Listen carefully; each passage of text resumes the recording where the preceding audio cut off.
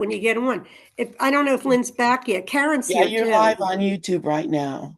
Okay. 'Cause I didn't know that I was talking to you this morning. Then I got on at 8:15. Lynn, are you there? And then I Oh called yeah, you. no, I You was get on. downstairs making I don't know if coffee. Lynn's back yet. Karen's Yeah, here you're too. live. Karen's here too. Yeah, Karen's here. Karen's here. Yeah. Yay. Okay.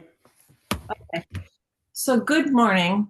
I can share his information. He's on Facebook. Anyway, so before we went live, I was talking about a psychic intuitive that I'm seeing named Christo Bowers. It's Christo without an H, Cristo Bowers, Bowers. He's on Facebook. You can contact him through Messenger on Facebook. And he's extremely gifted.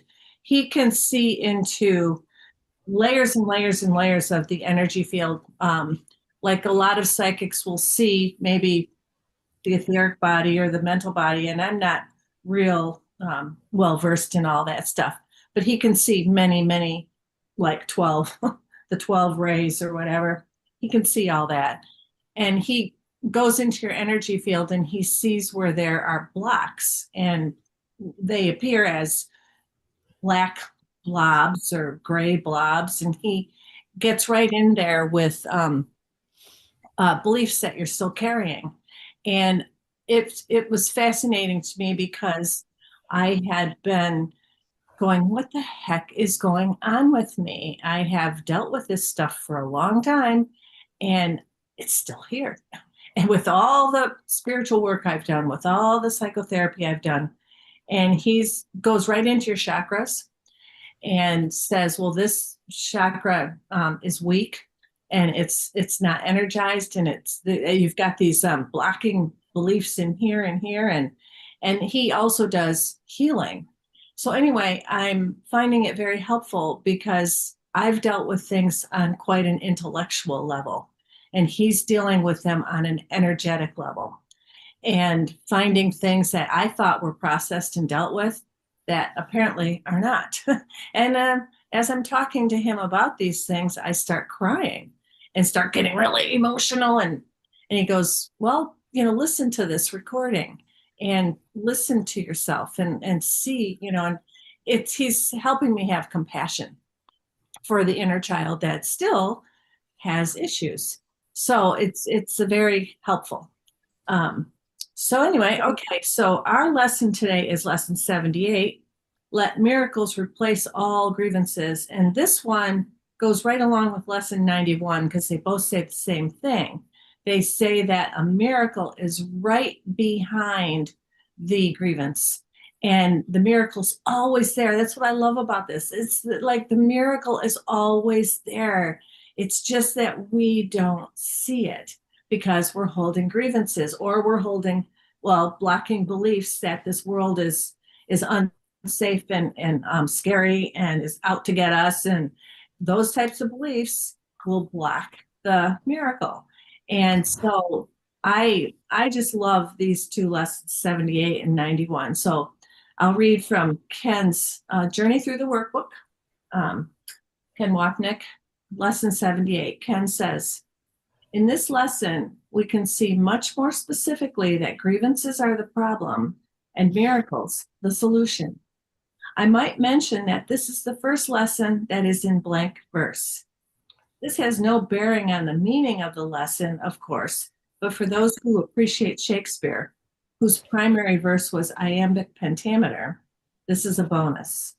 Prior to this lesson, there were occasional passages that slipped in and out of blank verse, but this is the first time a lesson is written entirely in meter.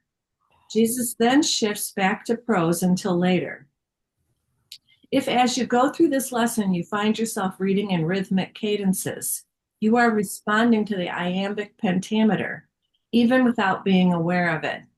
I never understood the iambic pentameter because I could never hear it very well. Even when people would do that, it's like dun dun dun dun dun dun dun dun dun dun. So it's like 10 with the accent on the second syllable. But James Twyman, when I was down at Namaste Village, he was talking about the iambic pentameter, and he's a musician. And somehow the way he read the lesson, it was like, oh, it clicked. It went in for me. So perhaps it is not yet quite clear to you that each decision, I don't know, I might have even gone off on that one. So I'm not even going to try to do it. Perhaps it is not yet quite clear to you that each decision that you make is one between a grievance and a miracle. So sometimes when we're reading the course and we get tripped up on words, and there's an extra word in there that we feel like it doesn't, like what? It's because it's trying to keep that iambic pentameter verse going. So perhaps it is not yet quite clear to you that each decision that you make is one between a grievance and a miracle. And Ken goes on to say, we think the decisions we make are between A and B, choices that are always seen as external. Do I see this person or that one? Do I eat this food or something else? Do I go here or there? Jesus is telling us these choices are but forms that conceal the underlying and only choice. Do I choose the ego or the Holy Spirit? Attack or forgiveness? Grievances or miracles? And there again is the simplicity of the course. It's love or fear, Holy Spirit or ego's thought system. Very simple. Our choices are not, I like the lessons that say we think we have 1,000 choices, but we really only have one. That makes it easy. Paragraph 1, line 2. Each grievance stands like a dark shield of hate before the miracle it would conceal. So there it is. The miracle is there. It's right there for us to just ask for it and say, okay, take this grievance. So as I was talking last night with this psychic intuitive, Christo Bowers, who is so good. He's so gifted.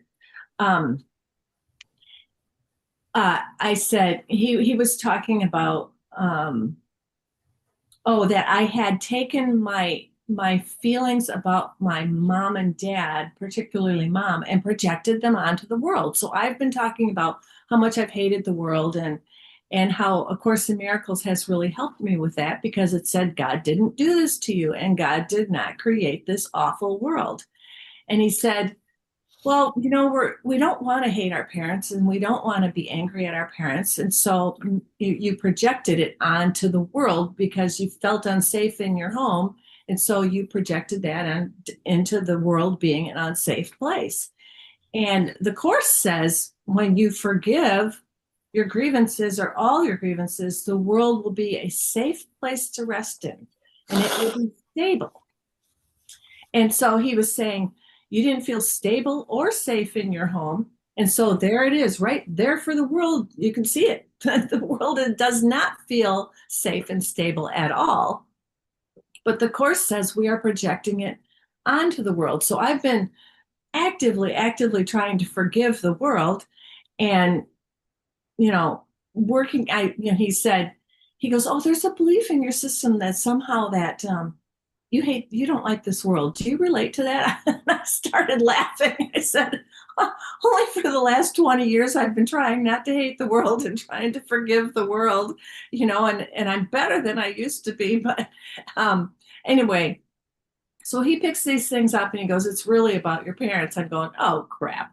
Really? Seriously? I mean, I think we can all relate to that. Is we think we've processed something and there it is again. Right? Over and over and over again. And like trials are but lessons repeated once again. So where we made a faulty choice before, we can choose again. And I feel like the faulty choice was I didn't let the little inner child process. It was like, buck up, stop being so whiny, stop being so crying or whatever. Anyway, whatever it was, I'm having more compassion for it. But, so I was telling him the story that I've told here before. One of the early losses was of my sister who lived with us, and she lived with us when I was born, and then she went off and got married. Well, she was like a second mother to me. She's always been like a second mother to me, and now she is 85, and she has gone downhill quite a bit. in the last couple of years. So when I went to visit her in Philadelphia, and I saw Karen and Zloma when I was there, and I saw Sharon on the way out there on one of the trips too. I started coughing. Oh, Karen, I told you this story, and it was actually that morning, and then I met you for breakfast that the coughing stopped. I started coughing on the 14-hour drive out there.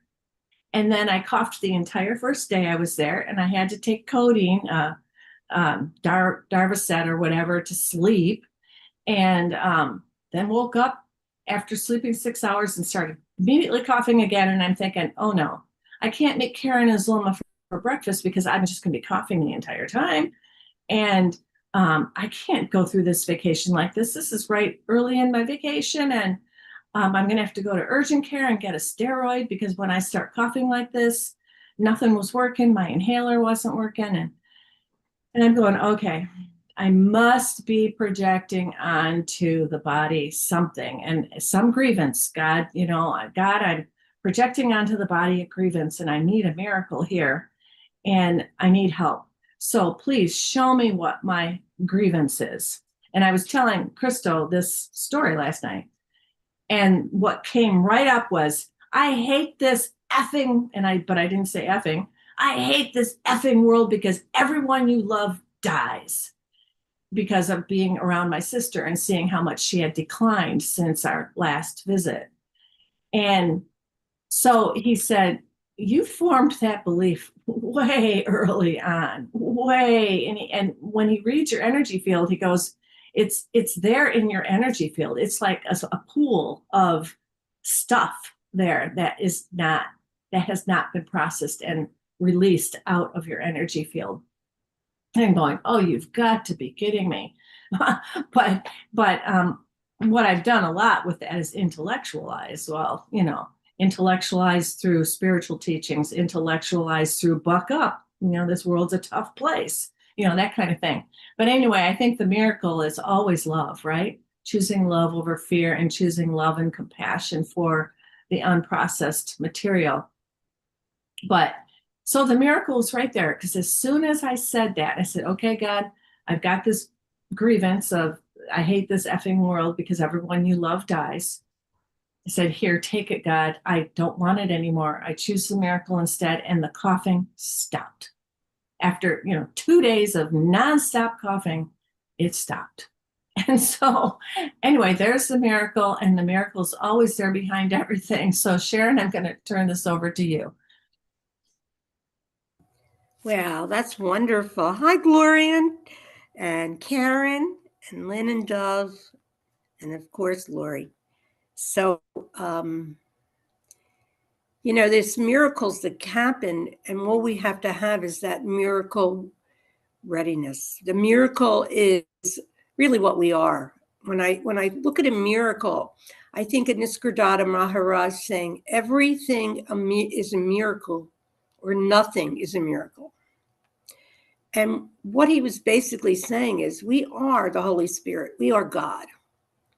And that is a miracle. Because no way did any of us ever think that we were the same as Jesus.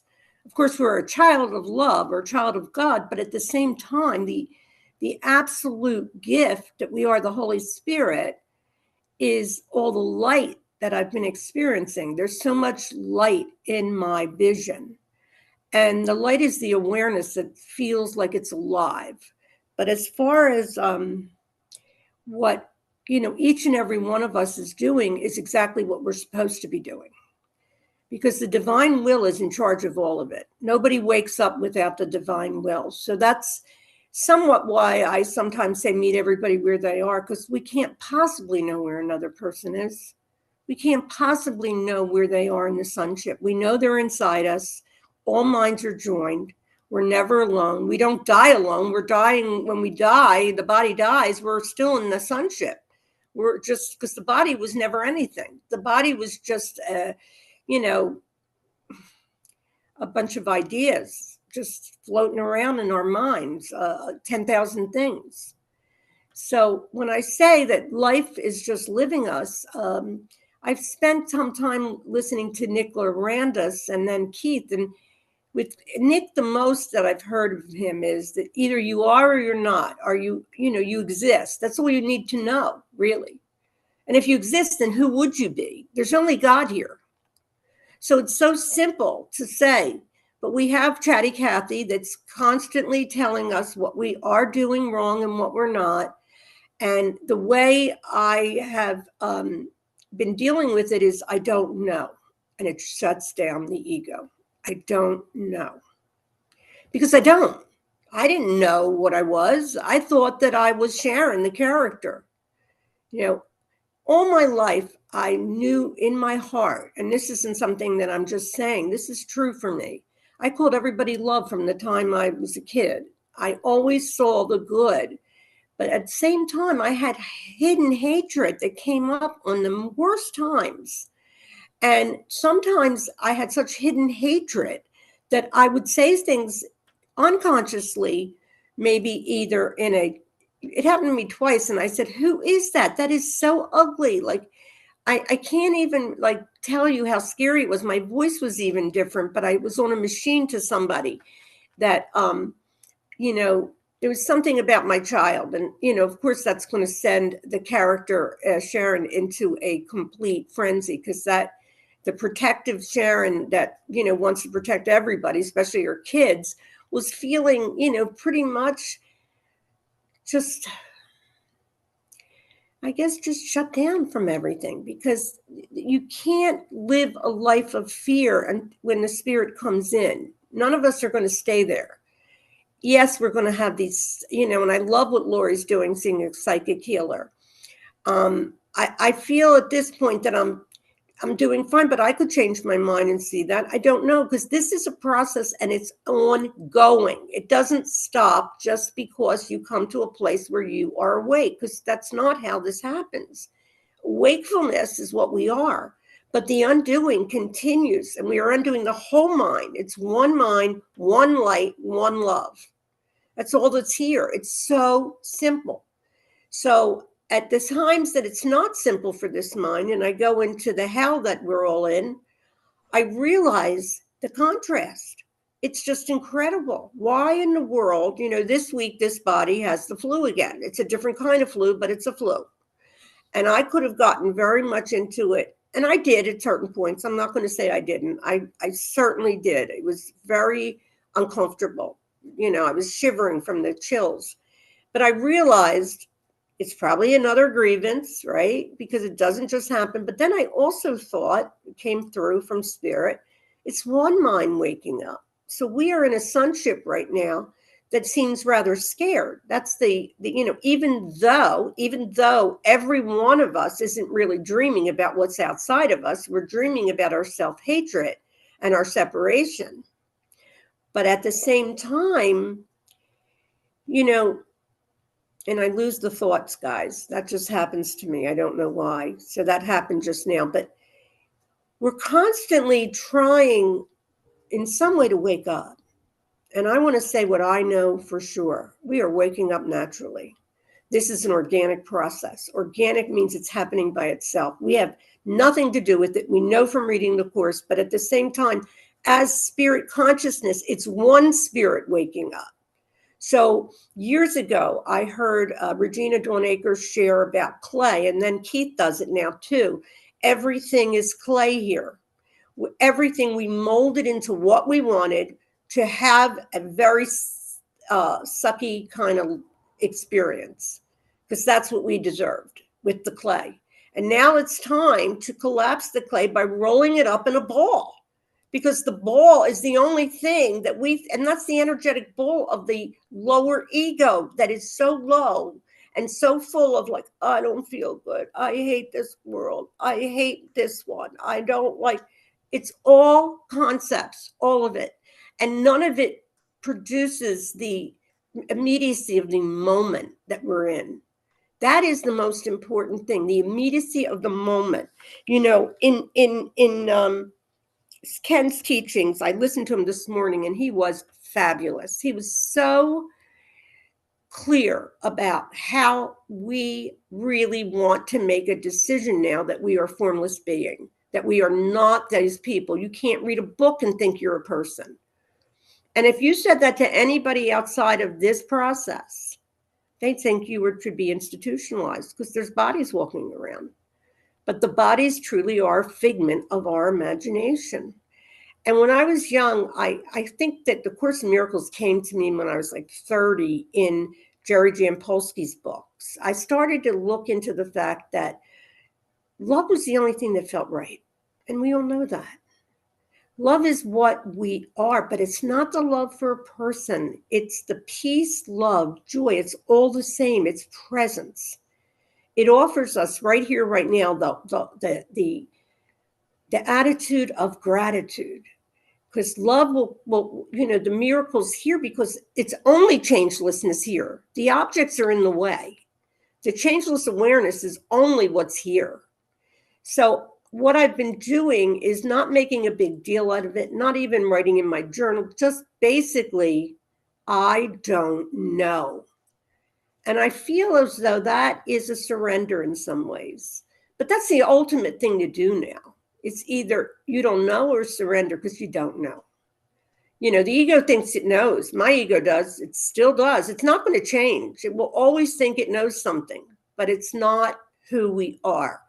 And it's not even clear about anything. It doesn't know anything but memories and things that we have dwelled on, and it's garbage. Now, specialness is what I'm dealing with too. There's a lot of specialness in this body. When a body gets sick, you make it your you make it your quest to get it better because you want to feel better. But really, the body's not doing it. It's all mind. The mind of the Son of God is mighty crazy from the world, but it's really happening from our fear. And this is why I think we are moving into a higher consciousness, but I'm not thinking that everyone is. There's no way. Because this is a calling, an inner calling. And when you answer the call, you come to realize that you are so blessed to have been given this. Like I started when I first started with Gather was when I first started the course. And it was miracles were just coming to me and I ignored them because I didn't realize I was waking up in my 40s. I think I've often spoken about the fact that the room literally went upside down when I was teaching. I became catatonic at a time. That's all part of the awakening. And this is a long time ago. I'm 71 and I'm still in the process. So this takes a while. And I didn't even know that it was that. But I knew that I was in dire pain. And I didn't know I was waking up because I hadn't even started the course, And even though I kind of feel like we're all in the perfect place, this is like the way Lori sounds like it's a celebration just to go into an energy healer and get some kind of fine tuning. Because she can't be making that decision. That decision is coming from spirit. At this point, the higher mind is really the thing that's in charge. I mean, when we fall back into ego, it's just ego making believe it's us, but we are not the ego. We are the love that is unconditional and that sees only presence and vision, and it's all perfect. And with that, I'm going to turn it over to you, Dove. Thank you. Okay, thank you so much for that. Thank you, Sharon, Lori, everybody here on Thankful Thursday. And today's lesson, I just want to start off with today's lesson, which I just put on the board, I think. I don't know. Today's lesson is lesson number 78. It's about grievances. Let's see. It says when virtue is oh no, that was Ken Wapnick's workshop today.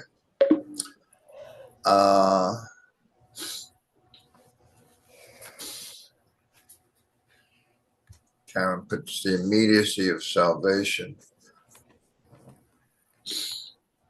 The one remaining problem that you have is that you see an interval between the time when you forgive and you receive the benefits of trusting in your brother. Yeah. Reminds me of my own stuff. It's not even trusting in your brother, believe it or not. I see it trusting in yourself. I was going to talk about, I don't know why I'm having a problem with looking at, okay, let me put it up again. Perhaps it's not yet quite clear to you that each decision that you make is one between a grievance and a miracle. Each grievance stands like a dark shield of hate before the miracle it would conceal. And as you raise it up before your eyes, you will not see the miracle beyond. So, in other words, we're blind, basically, until you get really clear that there is no world and I'm not a body, because those things are like walls of concrete that just keep you blind. As you raise it up before your eyes, you will not see the miracle beyond. So as long as you identify with the world or the body or people or anything outside of you is real, you're just gonna remain in the dream. The whole idea of this course is to forgive yourself for falling into a deep sleep and a dream, and you still have not woken up as long as you identify with anything in this world. That's why I was talking. Well, I wasn't talking about, but Ken Wapnick was on this morning, and he was really, I think, as Sharon said, he was kind of brilliant. He was talking about a workshop that he did that I really got into. Listen, I had heard this workshop before, but I never really got it as I guess at the level I did today. The name of the workshop is called "When Virtue is a Vice and Vice is a Virtue. Two purposes for everything." Now we know that. I mean, at least my mantra lesson 25, I do not know what anything is for, starts out with that. Only purpose is meaning, and there's only two purposes. One belongs to the ego. We all know the ego's purpose is to keep your mind busy with nothing, to keep you mindless so you don't know you have a mind and can choose again. And spirit's purpose, which is to smile and laugh at everything that you take seriously, And what I've noticed about Duff recently is I take things seriously when there's nothing there.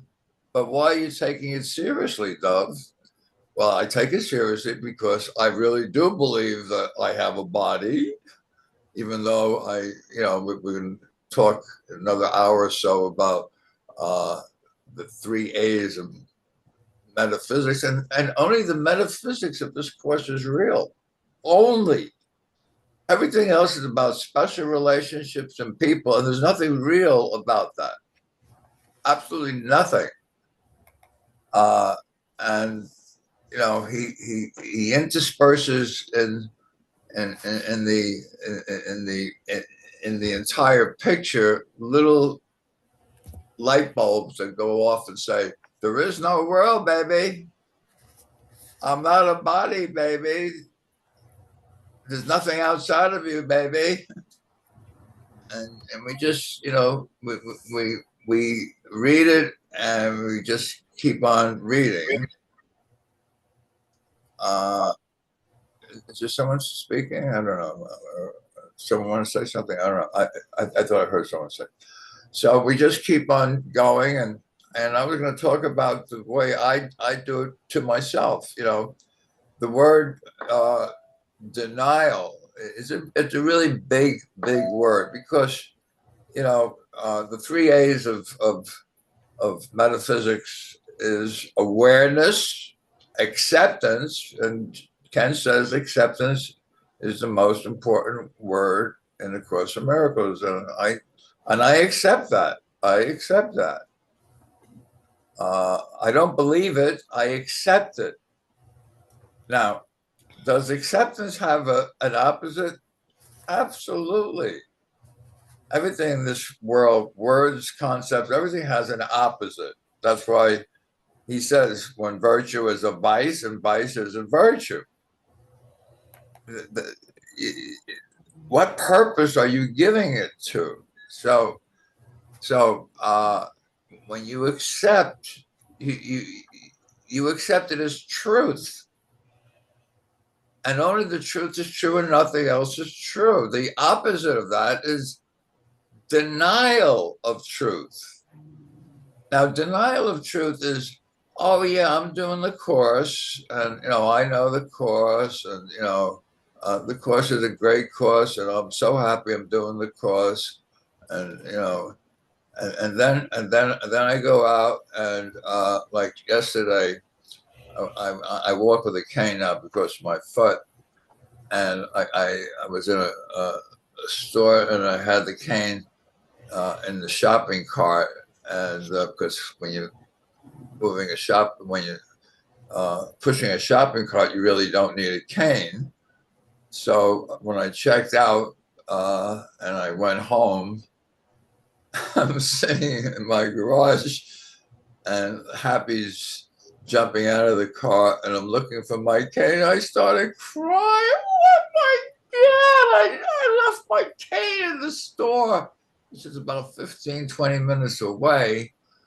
Oh God, I gotta go back for my cane. I took it so seriously.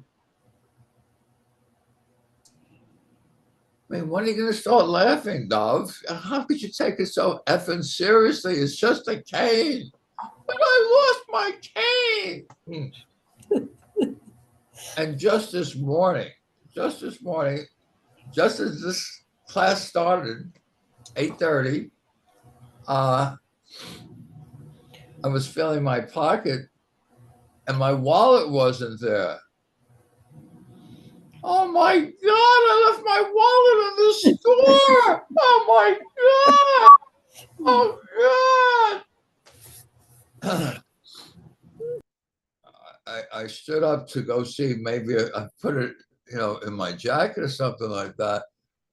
And then I felt my pants again, and the wallet was there. It was just in a different, as I was sitting, it was in a different fold of where I was sitting when I was feeling my pocket. It was there. And why did all this thing happen? I mean, everything happens on purpose, Dove. Purpose. There's a purpose to everything. Now, you can either cry over spilt milk and think it means something, or you say, wow, the Holy Spirit is showing me. I don't need anything other than the Holy Spirit. That's what this whole course is about. I put you in charge, Holy Spirit, knowing the direction that you lead brings me peace. If I need a word, you're going to give me that. If I need a thought, that's mine as well. So who am I listening to? The one that's always in denial of the truth. Oh, Dove, you lost this, you lost that. Well, the word lost has so many other meanings, but the word lost is exactly why we think we're here. We are lost. And we think that we lost our home. I mean, what do you mean by home, Dove? Well, home is simply an awareness of perfect oneness. Isn't that one of the metaphysics of this course? Huh? You got to laugh at this stuff. Nothing here really means anything. Isn't that lesson one? Yeah. Well, some things mean something, right, Dove? Like your wallet and your cane. Well, just in case it means something, just go on to lesson two. I give it all the meaning it has for me. And that's what I live in, by meanings. Isn't that a mean word, meanings? And with that, I'll turn it over to, I see Karen's hand up and Sharon's hand up. Thanks, Dove. Thank you, Sharon. Thank you, Lori. What a great morning. I want to start off with Lori. Thank you. If you could put that information of that guy in the chat, I would really appreciate it. He sounds really awesome. And Sharon, what Sharon shared, everything is a miracle or nothing is a miracle, reminds me of something that Keith Kavanaugh said. Leon brought it to my attention, so I wrote it down. Everything is love. Knowing it's love and being love. Or everything is love, not knowing it's love and being love. So it's always love, whether we're believing it or not, whether we're feeling it or not, whether we're experiencing or not. It's the aim of this course is to remove the blocks to the awareness. And I love this lesson, and I love what Dove shared. And this Dove shared that if we identify with the world or the body, you will remain in the dream, in a grievance. And this lesson, I love all the grievance lessons, all the grievances lessons. And this one, this first sentence is to me everything. It's like, perhaps it is not yet quite clear to you that each decision that you make is between a grievance or a miracle. That is the one problem. The one problem is holding a grievance, and the one answer is the miracle. And it is that the course tells us throughout these grievance lessons and throughout the course, in lesson 68, love holds no grievances. To hold a grievance is to see yourself as a body. This is the one temptation this is the biggest classroom. This, like Dove's going through it with his foot. This morning I was reading something from Krishnamurti, how we see suffering as a jewel. Look at suffering as a jewel. Look at the beauty in it. Just marvel at it. Just look at it. Don't run away from it. Just look at it. Everything is a classroom. The pain is a classroom. The cane is a classroom. The screw sticking out of my back is a classroom. Everything here is a classroom. Lesson 72, holding grievances is an attack on God's plan for salvation. Each grievance you hold insists the body is real. Each grievance you hold insists the body is real. And this is my biggest temptation. This is my biggest thing. And this morning when I was sharing this with my uncle, he said, okay, every time you complain about that screw sticking out of your back, I'm going to remind you that it's a jewel. I said, that's awesome. Please do. Please remind me that it's a jewel. Everything is a jewel. Everything is a lesson. Everything is a classroom. And we are here to learn the lessons we came to learn. There's something else I wanted to share in this lesson. So what Ken wrote in here, I'll wait. It's something Ken wrote in here. I'll have to look for it. But I just love this lesson. I'm so grateful I'm here, and I love what everybody's sharing. And I see Sharon and Gloria have their hands up. Thanks.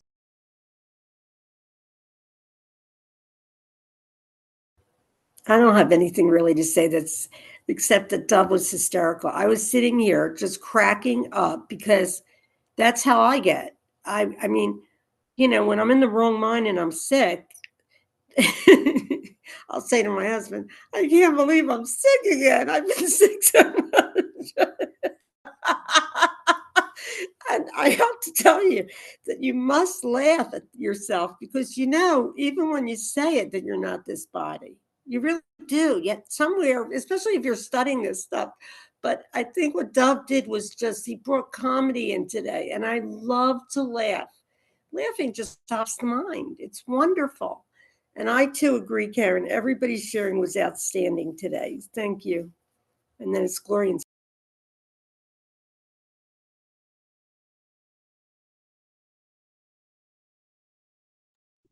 Glorian, go ahead. Oh, okay. Good morning, everyone.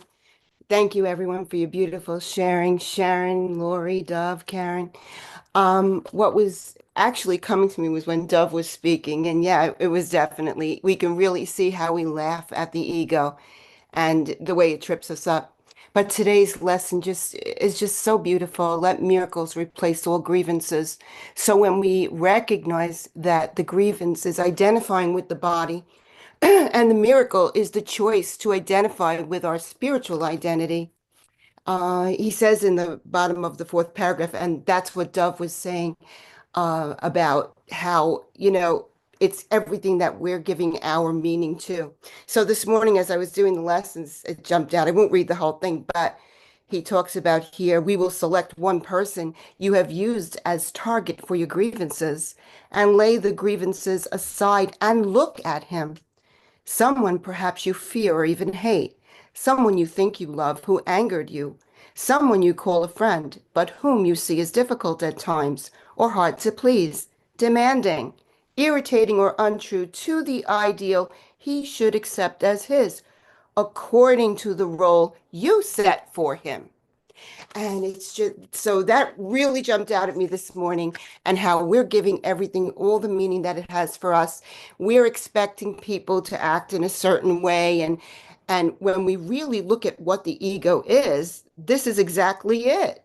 Fear, hate, all of the projections, of specialness, and, what we expect, instead of resting back and recognizing what he says here. Look at him.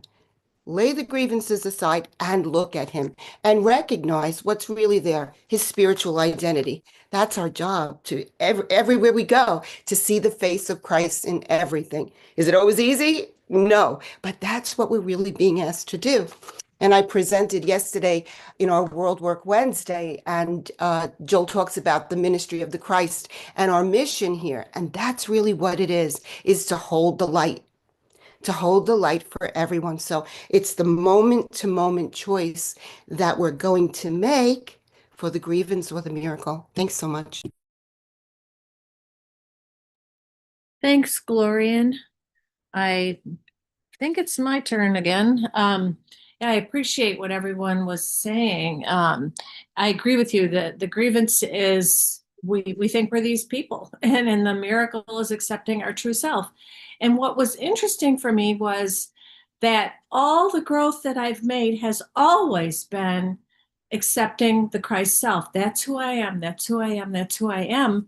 And then to still have this trip up area where, like I think I shared on here, how my friend's daughter, who was 50, died suddenly out of the blue, and then that pulled me into the grief, and going, what is wrong with me? What is going on that I can't get past this?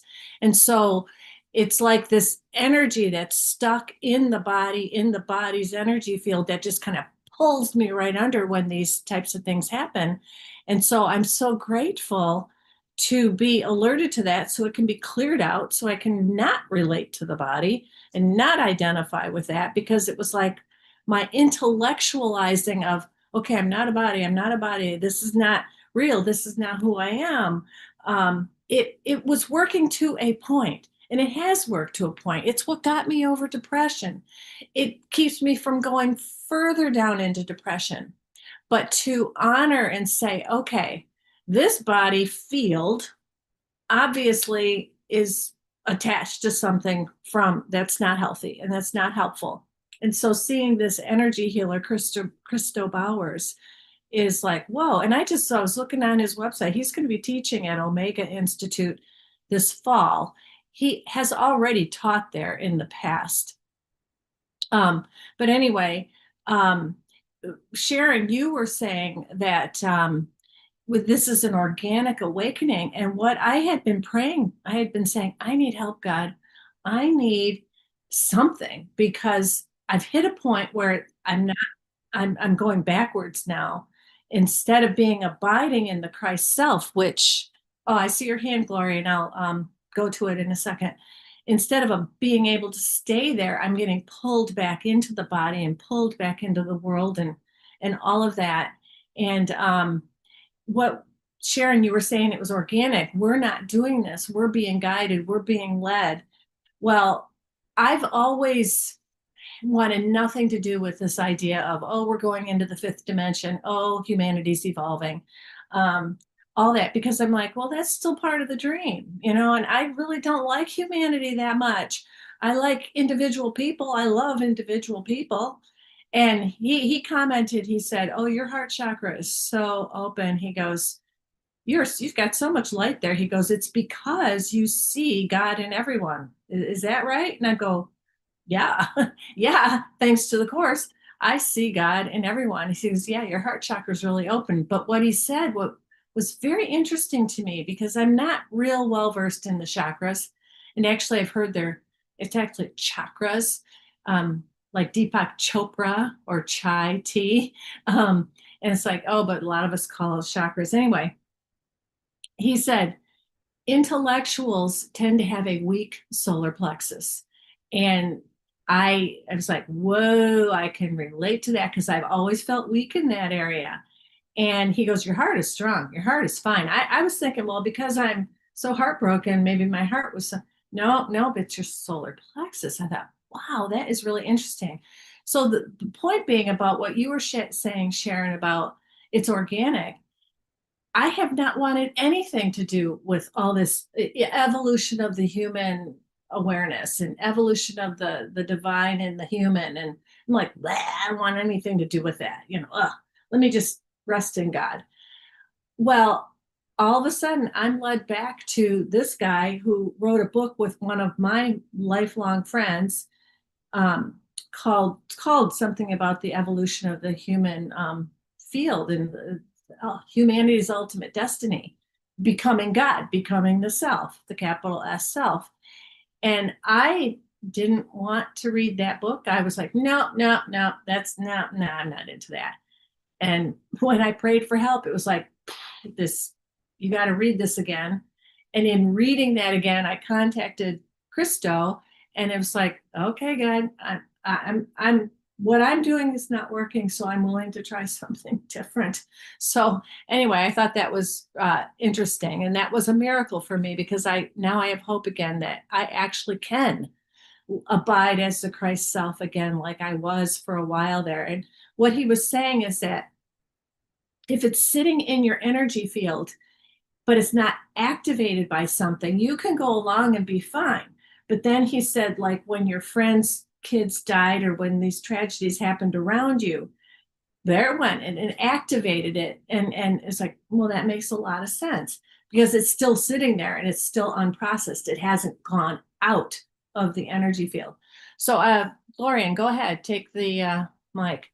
Well, thank you so much for that honest sharing, Lori. And I think it's important that we do acknowledge what we feel. I mean, we can't just deny it. We're here to use everything. This is a classroom. So we use the ego to get out of the ego. And I too, this week, have a friend who is in hospice. And I'm not going to say that I didn't doubt that. I didn't, fall into the temptation of doubting the identity of what I am. I absolutely did. So Jesus tells us doubt will go to come again. And then the last section of the book is choose again, brother. So we're gentle. And I really am big on that. And the idea is gentleness, but vigilance. We want to look at it, but we want to wait, make that space, invite the Holy Spirit in, and then he tells us, judge not. We can only be not judging if we're aligned with the Christ mind. And you said so many important things. So, we're not going to look at it like we're not going to miss the body of our friend. I mean, we will do that. So, and then you spoke about, purification comes through our willingness. We don't do it. The ego cannot purify itself because it is fear and doubt. It is guilt. It is all of those things. But when we're willing to step out of the way, then the Holy Spirit, the higher mind, the higher self comes in and makes that change for us, that shift in perception. And, we are seemingly in this world living on the level of perception. So we want to go from false perception to true perception, remembering that spiritual healing comes only from realized oneness. So we're gentle. We're still here. We still have thought. When every single thought that we have is an attack on the reality of what I am. So to me, it's about using everything. And, I think if we're, we can look at it that if we want to be perfect, we're judging ourselves. We're judging ourselves on and expect, to be practicing perfectly. It's judgment. So again, gentleness, vigilance for God in the kingdom, because we all seemingly here, everyone will wander into that temptation of doubt. As Jesus says, it will come, go again, come and go again. But the idea is to use everything and to practice, practice, practice, and go deeper, deeper, deeper until that time comes when we move into the complete forgiveness, which is non-judgment. And then Jesus tells us this world will disappear, but we can't do it. We have to be willing to give it over. Thanks so much.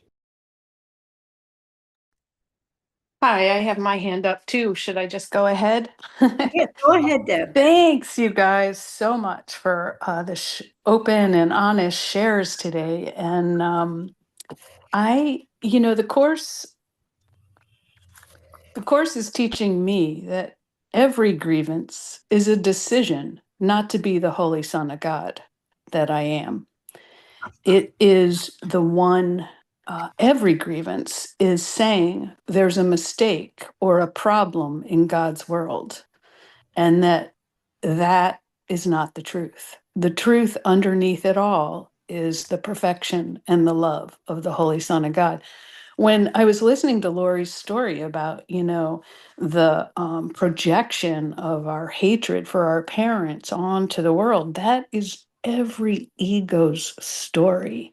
The one ego says that something is wrong here and that I project it out so that it can be uncovered within myself. And what my experience and forgiving the world, forgiving others, it's truly ourselves we forgive for that hatred. Under every tiny grimace is that that ocean of hatred. Every grievance covers over that ocean of hatred, and it is all within us. And whether we carried it forward from multiple lifetimes or it's just in the collective one ego doesn't really matter to me. But that's the going within for healing. Nothing on the outside world is we can do anything about. Keep going within. And it's true that, like I learned a long time ago, that every trauma is stored in the cells. It's like I went for a thing called Traeger massage when I was a young adult. And when it's like fingers over the body, but barely touching the body. There's no deep uh, stuff going on. But when they hovered over a spot on my leg, I felt the pain of when I was a child and injured that part of my leg. And it was just a little thing that went into this awareness that we hold these memories. And the course has also taught me that everything I try to hide from the light of the Holy Spirit, from God. And sometimes I get a little mixed up because I hear people talking so much about the Holy Spirit, like, the Holy Spirit is the bridge, but when I think of Holy Spirit, God, and the Son of God, it's all one. It's all one energy, one light, and it's the only one I need to listen to. And that is the truth of what I am, the reality of what I am. And that's God's reality. And that's why every time there's a grievance, I'm saying there's a problem with God's reality. And then I'm often running in the egoic state to try to solve a problem I don't have. I don't know if I was cohesive in all this, but that grievance is the identification with being not the Son of God. And I'm done. Oh, it's Karen now. Thank you, Deb. That was beautiful. That was just so perfect. It really was. I loved this morning we got our daily bread. Anyway, Karen, go ahead. Yeah, Deb, that was very awesome. I just want to repeat what you said. Every grievance is a decision not to be the Holy Son of God. And this is one of the things about the Course I love. Everything is a decision. Perhaps it is not quite yet clear to you that each decision that you make is one between a grievance and a miracle. So each decision we make is always between the ego or the Holy Spirit. That's it. And that's what, as Sharon said, this course is easy. but it's not simple. So and Gloria shared how, the last chapter is choose once again. And I believe that last chapter is choose once again to remind us again to choose once again, because he tells us in every single section of this course that everything is a decision and that to choose once again. He tells us early on in chapter 5 that the Holy Spirit, like the ego, is a decision. Together, they constitute all the alternatives the mind can accept and obey. The Holy Spirit and the ego are the only choices we have. So that's what's so simple about this course. In chapter 4, you are deprived of nothing except by your own decisions, and then decide otherwise. So when I'm in that grievance, and it's always against myself, the secret of salvation, the grievance is never against anyone, ever. And that's one thing I realized today. I think Dove said that in the very beginning. He said it's not about the brother, which it talks about in the immediacy of salvation, because we are spoken to in a language that we can understand. But the truth is, we are our brother. The truth is that there's only the one mind. It's coming from our projection. The world is our projection. So when I have that grievance within myself, I recognize immediately that it's within myself. And I recognize that it's a decision to change my mind, and how important a miracle is a change of mind. And I just love it. He tells us that all the way throughout into the Song of Prayer, where he says, we go together, you and I. This is a change of mind. Thank you. Well, that was beautiful, Karen. I don't have much else to share. It's just been a perfect morning, And now Mickey. So Mickey, you share, and I'm just going to thank everybody. I had a wonderful morning. Mickey, go ahead. I just want to thank everybody, because as of about 9 o'clock this morning, I was ready to throw in the towel for the day and say, Lynn, sorry, put up a recording. I got nothing to say. And the minute people started talking, the minute Lori started talking about projecting, the fear and the uncertainty of our, early upbringing onto the world, I was like, oh my God, there we go. That's it. I've got the whole hour planned out now. So thank you all so much, because every time I don't back out, which is regularly, I feel like, no, I got nothing. I'm going to back out. Every time that happens, somebody gives me something to say later on, and it always makes me feel better. It always makes me, it lifts me out of whatever funk I'm in or whatever physical stuff is going on. So I just have to tell you all how much I appreciate you. Thank you so much.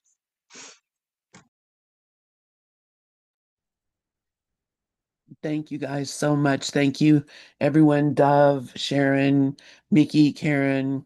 It's a great topic, great understanding that's going on this morning. And it's not just Regis I just saw popping in. But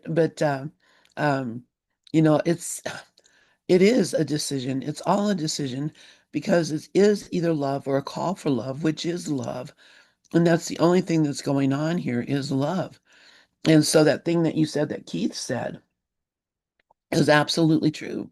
And if I reject any part of God's creation, I'm rejecting God completely. I'm rejecting my own heart. I'm rejecting what I am. So, quit. I'm telling this to myself. Uh, Quit doubting God, blaming God, imagining God is a idiot, which, and a lot of times, if you're doubting God, you think, he doesn't know what he's doing. And you think that this plan is not really a plan at all, but just us accidentally falling into one thing or another. There are no accidents in salvation, and everything is happening for my own best interest.